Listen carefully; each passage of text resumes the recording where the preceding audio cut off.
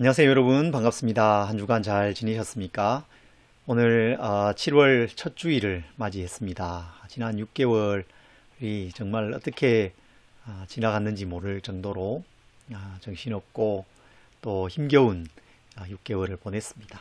코로나 바이러스와 싸우면서 그렇게 보냈죠. 이런 힘겨운 삶을 우리가 살아가고 있고 또 여전히 앞으로 이것이 어떻게 진행될지 모르기 때문에 마음 한구석에 두려움과 또 무거운 그런 마음을 가지고 살고 있습니다. 이런 시기에 우리에게 큰 유익을 주는 그런 말씀이 있습니다. 그것이 바로 시편입니다. 오늘부터 몇 주 동안 시편 말씀을 좀 묵상해 보려고 합니다. 오늘 묵상할 시편은 시편 60편입니다. 다윗이 치열한 전쟁의 상황 속에서 지은 시입니다. 전쟁터에서 어떻게 시를 쓸까? 그런 생각이 들기도 하지만 때로 사람들은 그런 극한의 상황 속에서 그 마음이 더 예민해지고 민감해지는 경우가 있습니다. 그래서 시를 쓰기도 하고 소설을 쓰기도 하고 또 간절한 기도로 하나님께 나아가게 되지요. 그래서 이런 시, 다윗의 이 기도는 정말 순수한 기도입니다. 간절하고 순수한 기도, 꾸밈이나 가식이 없는 그런 기도입니다. 그래서 이런 기도는 우리의 영혼을, 우리의 마음을 더 순수하게 하고 하나님께 가까이 나아가도록 돕는 그런 기도인 것이죠. 이 시편을 통해서 우리의 마음도 하나님을 향해서 더 예민해지고 민감해지고 순수해지는 그런 이 시편 묵상이 되기를 소망합니다. 이 시편에는 긴 표지가 붙어 있습니다. 다윗이 교훈하기 위해서 지은 시이다, 그렇게 되어져 있습니다. 무엇을 교훈할까요? 그런 전쟁의 위기, 삶의 위기 속에서 기도할 것을 교훈하는 거죠. 무엇을 기도할까? 어떻게 기도할까? 그것을 가르쳐 주고 있습니다. 그리고 이 시에는 배경이 알려져 있습니다. 다윗이 아람 나하라임과 아람 소바와 싸우는 중에 요압이 돌아와 에돔을 소금골짜기에서 쳐서 12,000명을 죽인 승전보가 울려졌을 때 기록한 시편이라고 알려지고 있습니다. 적어도 세계의 이 적들과 대치하고 있고 싸우고 있는 아주 치열한 전쟁 가운데서 쓰여진 시임을 알 수 있습니다. 이 시편 60편 먼저 한번 읽어보겠습니다. 하나님이여, 주께서 우리를 버려 흩으셨고 분노하셨사오나 지금은 우리를 회복시키소서. 주께서 땅을 진동시키사 갈라지게 하셨사오니 그 틈을 기우소서. 땅이 흔들림이니이다. 주께서 주의 백성에게 어려움을 보이시고 비틀거리게 하는 포도주를 우리에게 마시게 하셨나이다. 주를 경외하는 자에게 깃발을 주시고 진리를 위하여 달게 하셨나이다. 주께서 사랑하시는 자를 건지시기 위하여 주의 오른손으로 구원하시고 응답하소서. 하나님이 그의 거룩하심으로 말씀하시되 내가 뛰놀리라. 내가 세겜을 나누며 숫곡 골짜기를 측량하리라. 길르앗이 내 것이요 므낫세도 내 것이며 에브라임은 내 머리의 투구요 유다는 나의 규이며 모압은 나의 목욕통이라. 에돔에는 나의 신발을 던지리라. 블레셋아, 나로 말미암아 외치라 하셨도다. 누가 나를 이끌어 견고한 성에 들이며 누가 나를 에돔에 인도할까? 하나님이여, 주께서 우리를 버리지 아니하셨나이까? 하나님이여, 주께서 우리 군대와 함께 나아가지 아니하시나이다. 우리를 도와 대적을 치게 하소서. 사람의 구원은 헛됨이니이다. 우리가 하나님을 의지하고 용감하게 행하리니 그는 우리의 대적을 밟으실 이심이로다. 아멘. 이 시의 배경이 되는 이 전쟁에 대해서는 사무엘하 8장이 기록하고 있습니다. 그런데 이 사무엘하에서는 그 전쟁의 상황을 자세하게 이렇게 기록하지 않고 그 전쟁의 결과만을 기록합니다. 사무엘하 8장 6절과 14절은 마치 후렴구처럼 다윗이 어디로 가든지 여호와께서 이기게 하시니라, 그렇게 말씀하고 있습니다. 그것이 전쟁의 결론이었습니다. 그러나 그 과정은 그렇게 단순하지만은 않습니다. 그렇게 쉽지만은 않습니다. 파죽지세, 승승장구 계속 이겨나가는 그런 싸움이 아니라 때로 힘겹고 긴 전투를 다윗과 다윗의 군대가 감당해야 했습니다. 전쟁은 늘 삶과 죽음의 이 긴장이 있는 곳이잖아요. 강력한 적과 대치하고 긴장하고 그래서 그것은 굉장히 피로감을 주고 어려움을 주는 그런 전쟁이었다는 것입니다. 전쟁과 관련된 용어 가운데 전투 피로증이라는 말이 있습니다. 전투 피로증. 오랜 기간 전투를 수행하는 군인들에게서 나타나는 정신적인 또 심리적인 그런 어려움이죠. 공포나 행동장애, 신경증적인 이런 반응, 그런 것들이 나타납니다. 1차 대전 때는 쉘 쇼크라는 전투 피로증이 있었다고 합니다. 포탄이 이렇게 막 날아다니면 그 포탄이 참호 가까이 이렇게 막 와서 터지고 이렇게 하잖아요. 그러면 그 참호 속에 있던 군인 중에 신체적인 어떤 손상도 입지 않았음에도 불구하고 멍해지는 거죠. 정신이 이렇게 나가고 그래서 더 이상 전투를 치를 수 없는 상태에 이르는 그런 일들이 많이 일어났다고 합니다. 그것을 쉘 쇼크, 쉘이라는 게 포탄 그 껍데기를 말하는 것인데 쉘 쇼크라고 불렸다고 합니다. 고대의 전쟁이 오늘날의 전쟁과는 달랐겠죠. 포탄이 있거나 미사일이 있거나 뭐 탱크가 있거나 이렇지 않잖아요. 그렇지만 오랜 전투 그리고 삶과 죽음이 교차되는 그것을 가까이에서 보아야 하는 그 군인들에게는 그것은 굉장히 큰 긴장과 스트레스가 되고 어려움을 주고 피로를 주는 것이었습니다. 그래서 다윗이 그런 상황 속에서 이렇게 탄식하고 있습니다. 하나님이여, 주께서 우리를 버리셨습니다. 주께서 우리를 흩으셨습니다. 주께서 우리에게 분노하셨습니다. 여러분, 하나님께서 이스라엘을 진짜 버리신 것이 아니죠. 진짜 흩으시고 그들에게 분노하신 것이 아니었습니다. 기름 부으신 왕 다윗을 하나님께서 버리신 일이 없으시지 않습니까? 그럼에도 불구하고 시편의 언어는 객관적인 사실을 전달하는 것만이 아니라 다윗이 경험한 그 경험, 그 속에서 느낀 그 느낌, 주관적인 그 느낌을 기록하고 있습니다. 이것이 우리에게 참 유익이 됩니다. 우리의 마음 깊은 곳에 위로를 주는 거죠. 왜냐하면 하나님께서 나를 버리시지 않으신다는 것을 내가 압니다. 하나님께서 나를 사랑하신다는 것을 알지요. 그런데 때로 어떻습니까? 하나님이 나를 버리신 것 같고, 하나님이 나를 더 이상 사랑하시지 않으시는 것 같고, 하나님이 나에게 화가 나셨나, 분노하신 것 같고, 그럴 때가 있지 않습니까? 하나님이 살아계신 것을 내가 압니다. 그런데 때로 하나님이 계시지 않는 것 같고, 하나님을 느낄 수 없고, 그럴 때가 있다는 것이죠. 그런 주관적인 느낌을 이 시가 표현하고 있는 것입니다. 그래서 위로가 됩니다. 그리고 우리의 마음 깊은 곳에 눌려있던 이런 정서들, 감정들을 드러나게 해주고 그 감정 그대로 하나님께 우리가 나아갈 수 있도록, 기도할 수 있도록 우리를 돕고 우리의 기도를 촉진시켜 주는 것이죠. 그런 가운데 다윗이 이렇게 기도하고 있습니다. 하나님이여, 주께서 우리를 버려 흩으셨고 분노하셨사오나 지금은 우리를 회복시키소서. 지금은 우리를 회복시키소서. 이것이 다윗의 기도였습니다. 그 기도가 나의 기도가 되기를 소망합니다. 지금은 우리를 회복시키소서. 우리는 실제로 전쟁을 치르고 있지는 않습니다.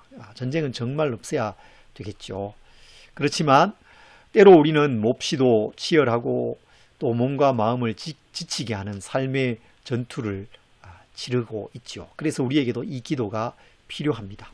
실제 전쟁이 아니어도 우리가 전쟁이라는 이 말을, 단어를 많이 사용합니다. 입시전쟁, 취업전쟁, 생업전선, 전쟁의 이 언어들을 쓰고 있습니다. 모든 것이 전쟁 같습니다. 힘겹고 그 짐이 무거울 때가 있습니다. 극도의 긴장을 줄 때가 있습니다. 피로감과 낙심과 우울감을 가져다 줄 때가 있습니다. 특히 지난 6개월간 이 코로나 바이러스 보이지 않는 적과의 이 전투를 우리가 하고 있잖아요. 그 최전선에 있는 의료진이나 방역 당국에 있는 사람들 피로감이 점점 쌓여가고 있는 상황이죠. 뿐만 아니라 우리 모든 사람들이, 모든 국민이 어려움을 겪고 있습니다. 좀 다른 의미이긴 하지만 이 땅의 교회는 사실 전투하는 교회입니다. 전투 중에 있습니다. 영적인 전투 가운데 있습니다. 그래서 때로 그 영적인 전투가 우리를 피로하고 또 지치게 만들기도 합니다. 낙심하게도 합니다. 특별히 이 시대의 교회가 우리 사회 속에서, 특별히 또 코로나 이 상황 속에서 어떻게 서 있어야 할까, 참 자리를 잘 잡지 못하고 어려워하는 것을 볼 수 있죠. 힘겨워하고 있습니다. 그래서 우리에게 오늘 이 시편의 기도가 더 필요하다고 생각됩니다. 지금은 우리를 회복시키소서. 그렇게 기도해야 되는 것이죠. 이 회복은 하나님의 일하심입니다. 하나님께서 우리의 영혼에, 우리의 삶 깊은 곳에 행하시는 사역입니다. 시편 23편을 우리가 잘 알고 있지 않습니까? 여호와는 나의 목자시니 내가 부족함이 없으리로다. 그가 나를 푸른 풀밭에 누이시며 쉴만한 물가로 인도하시는도다. 내 영혼을 소생시키시고 자기 이름을 위하여 의의 길로 인도하시는도다. 내 영혼을 소생시키시고 회복시키신다는 것이죠. 우리의 영혼에, 우리의 삶의 목자가 되시는 여호와 하나님께서 우리의 영혼을 회복시켜 가신다. 그렇게 말씀하고 있습니다. 시편 19편도 우리가 잘 아는 말씀인데 이렇게 말씀하죠. 여호와의 율법은 완전하여 영혼을 소성시키며 여호와의 증거는 확실하여 우둔한 자를 지혜롭게 한다. 하나님의 그 완전하신 말씀이 우리의 영혼을 새롭게 합니다. 우리의 영혼을 소성시킵니다. 회복시킵니다. 소성, 회복, 소생 다 같은 단어입니다. 슈브, 돌아오다, 돌이키다, 그런 의미입니다. 우리의 목자이신 하나님께서 그 완전하신 말씀을 통해서 우리를 회복시켜 가시기를 소망합니다. 그것을 바라보면서 지금은 우리를 회복시켜 주십시오. 이 기도로 하나님께 나아가는 우리 성도님들이 되시기를 소망합니다. 다윗이 그 기도를 이어갑니다. 2절에 이렇게 기도하죠. 주께서 땅을 진동시키사 갈라지게 하셨사오니 그 틈을 기우소서. 땅이 흔들림이니이다. 땅이 흔들림이니이다. 그 틈을 기우소서. 그렇게 기도하고 있습니다. 땅이 흔들리고 갈라지는 이 지진의 상황을 이 시 언어들이 묘사하고 있습니다. 다윗은 지금 여러 민족들과 전투를 하고 있는데 그 전투 중에 땅이 막 흔들렸다는 것이죠. 전투만 해도 이게 엄청난 일이죠. 지진만 해도 엄청난 일 아닙니까? 그런데 이게 한꺼번에 이렇게 온다고 생각해 보십시오. 얼마나 당황스럽고 놀라운 일입니까? 멘붕이 찾아오는 일이죠. 물론 이것이 실제의 지진은 아니었을 수도 있습니다. 아무튼 다윗은 자신의 삶이 크게 흔들리는 그런 경험을 했습니다. 실제의 지진이 아니어도 우리의 삶이 흔들릴 때가 있습니다.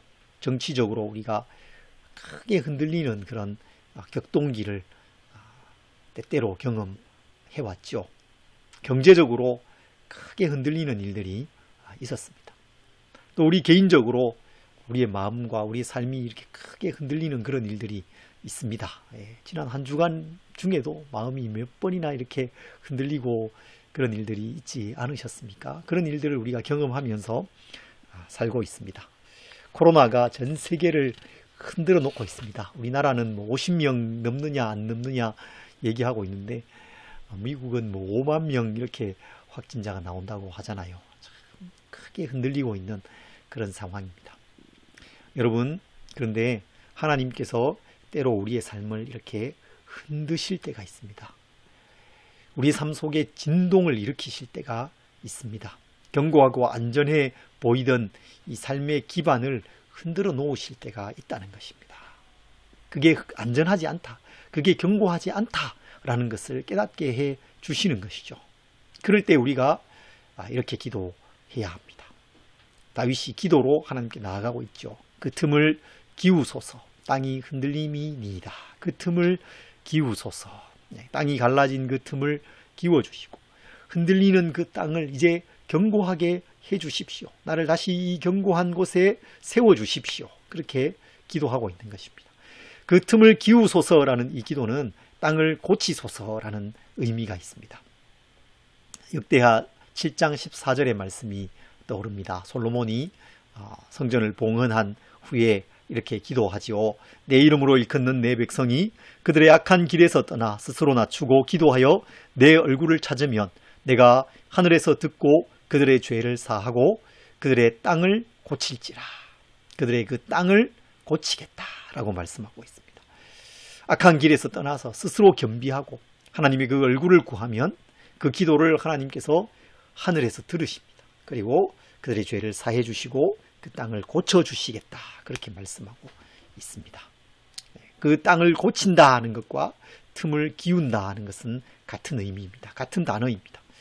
하나님은 우리의 삶을 고치기 원하십니다. 여호와 라파, 나는 치료하는 여호와임이니라 말씀하셨죠. 우리를 고치기 원하세요. 우리는 그냥 가만히 있는 것이 좋습니다. 그냥 편안한 것이 좋습니다. 손 안 대는 것이 좋습니다. 그렇지만 우리 속에 병이 있으면 사실 그것을 드러내어야 되는 것이죠. 그것을 도려내어야 됩니다. 그것이 그 과정이 우리에게 고통스럽다 하더라도 고쳐야 되는 것이죠. 그 과정이 우리에게 필요한 것입니다. 수술하고 치료해야 됩니다. 우리의 영혼에 문제가 있을 때 그냥 가만히 놓아두는 것이 좋은 것이 아닌 것입니다. 로마서에 보면 하나님께서 죄악 가운데 있는 그 인간을 그냥 거기에 내어버려 두셨다 그렇게 말씀해요. 근데 그것이 재앙인 것이죠.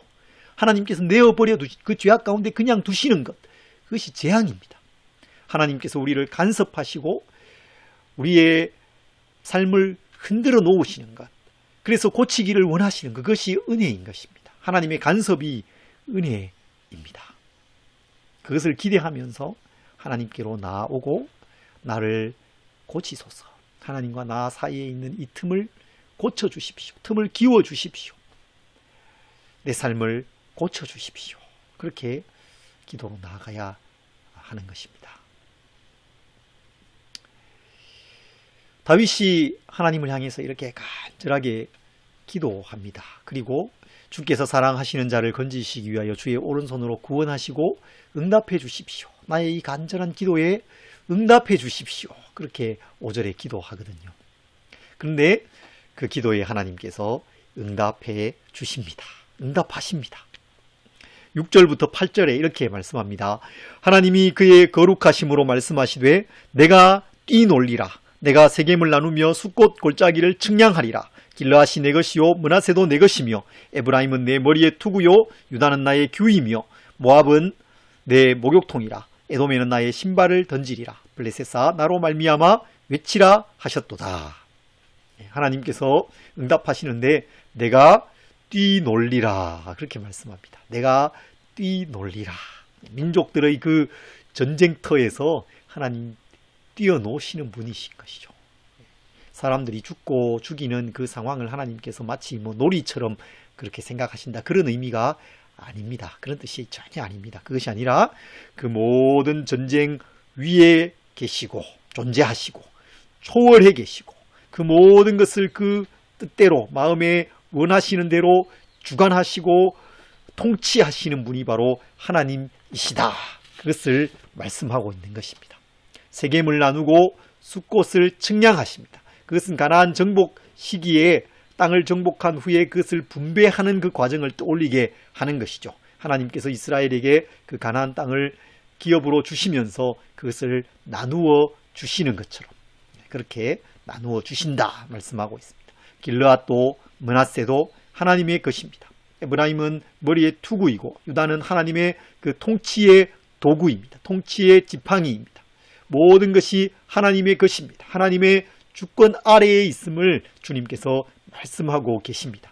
하나님의 그 주권이 이스라엘 안에만 있는 것이 아니라 이방 나라에까지 있음을 하나님께서 말씀하세요.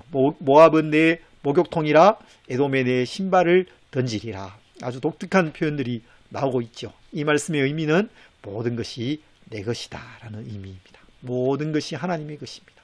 모압도 에돔도 하나님의 것입니다. 블레셋도 하나님의 것입니다. 그 당시에 이스라엘을 매우 괴롭히고 치열한 전투를 수행했던 그 민족들도 다 하나님의 것입니다. 하나님의 통치 아래에 있는 것입니다. 그래서 하나님께서 말씀하십니다. 내가 그 위에 있다. 내가 뛰놀리라. 그 모든 전쟁이 하나님께 속해 있는 것입니다. 다윗이 치열하게 고민하면서 힘겨워하면서 싸우고 있는 그 전쟁, 하나님께서 다스리고 계시는 것이죠. 하나님은 하나님의 백성들이 하나님의 그 능력과 주권을 깨닫고 인정하고 의지하며 나아오기를 원하십니다. 다시 그 능력 아래로 나아오기를 원하십니다. 그렇게 하나님 앞으로 나오는 사람들의 그 영혼을 하나님께서 고쳐주시는 것이죠. 그렇게 고침받고 회복되고 하나님의 그 응답을 경험한 하나님의 백성의 고백이 무엇입니까? 다윗이 무엇이라고 고백합니까? 11절에 이렇게 고백합니다. 우리를 도와 대적을 치게 하소서. 사람의 구원은 헛됨이니이다. 사람의 도움은 아무 의미가 없습니다. 하나님 나를 도와주십시오. 하나님만이 구원이십니다. 그렇게 고백하고 있죠. 그리고 12절에 마지막으로 이렇게 고백합니다. 우리가 하나님을 의지하고 용감하게 행하리니 그는 우리의 대적을 밟으실 이심이로다. 우리가 하나님을 의지하고 용감하게 행하겠습니다. 하나님을 힘입어서 최선의 삶을 내가 살아가겠습니다. 그렇게 고백하고 있습니다. 하나님께 주권이 있습니다. 그 하나님의 능력을 내가 힘있기를 소망합니다. 그리고 그와 동시에 내가 최선의 삶을 살아가기로 결단하는 것입니다. 용감하게 내가 행하겠습니다. 용감하게 이 전투 가운데로 나아가겠습니다. 하나님께 주권이 있습니다. 그래서 우리는 하나님의 도우심을 구해야 합니다. 동시에 그 안에서 우리는 최선의 삶을 살아가야 합니다. 용감하게 싸워 나가야 되는 것입니다.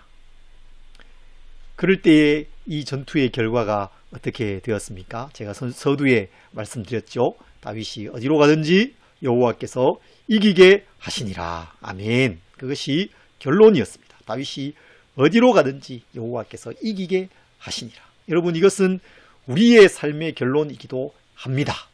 때로 우리가 전투 속에서 매우 힘겨워할 수도 있습니다. 땅이 흔들리는, 내가 서 있는 이 기반이 흔들리는 것 같은 그런 경험을 하기도 합니다. 실패하기도 합니다. 교회도 실패하기도 합니다. 역사 속에 교회가 때때로 실패하기도 했습니다. 악전고투를 반복했습니다. 그러나 그때마다 하나님께서 하나님의 백성들을 회복시키시고 새롭게 하시고 말씀을 보내어 주시고 부흥을 보내어 주시고 고쳐주셨습니다. 교회를 회복시켜 주셨습니다. 고치셨습니다. 믿음과 사명을 회복시켜 주셨습니다.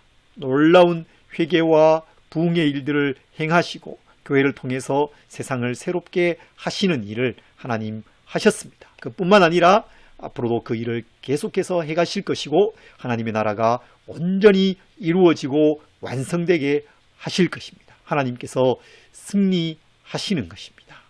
그것이 우리에게 주어질 결론입니다. 결과입니다. 하나님은 우리의 대적을 밟으실 분이십니다. 신약에서도 말씀하죠. 사도 바울이 로마서 마무리하면서 이렇게 말씀합니다. 너희가 선한 데에 지혜롭고 악한 데에 미련하기를 원하노라. 평강의 하나님께서 속히 사탄을 너희 발 아래에 상하게 하시리라. 이것이 결론입니다. 사탄을 우리 발 아래에 상하게 하십니다. 여자의 후손이 뱀의 후손의 머리를 상하게 하십니다. 이것이 최종 결론입니다. 이 승리에 대한 확신과 미래에 대한 분명한 전망은 오늘의 치열한 이 전투를 속에 살아가고 있는 우리를 격려해 주는 것이죠. 고통을 이기는 힘이 되는 것이죠. 하나님을 힘입어서 최선의 삶을 살아가게 해주는 동력이 되는 것입니다. 여러분, 하나님 안에서 회복을 경험하시기 바랍니다. 지금은 우리를 회복시키소서. 나를 고쳐주십시오. 그런 간절한 기도, 순수한 기도로 하나님 앞에 나아가시고 그 하나님을 힘입어서 최선의 삶을 살아가며 하나님께서 주실 그 최후의 승리를 바라보는 모든 지체들이 되시기를 간절히 소망합니다.